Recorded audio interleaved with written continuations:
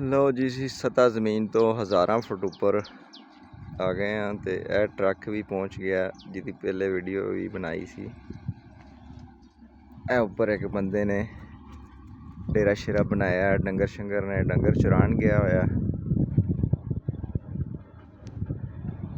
ਬਹੁਤ ਉੱਚਾ, ਹਜ਼ਾਰਾਂ ਫੁੱਟ, ਕਮ ਸੇ ਕਮ ਕੋਈ 3000 ਫੁੱਟ ਸਤ੍ਹਾ ਜ਼ਮੀਨ ਤੋਂ ਉੱਪਰ।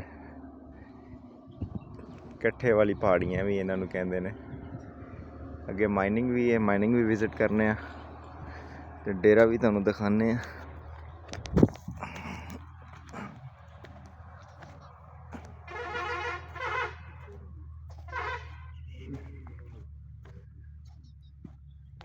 ਇੱਥੇ ਬੱਕਰੀਆਂ ਸ਼ੱਕਰੀਆਂ ਚਾਰਦੇ ਨੇ, ਬੱਕਰੀਆਂ ਬੰਦ ਕੀਤੀਆਂ ਹੁੰਦੀਆਂ, ਬੱਕਰੀਆਂ ਦਾ ਵਾੜਾ ਵੀ ਕਹਿੰਦੇ ਇਹਨਾਂ ਨੂੰ।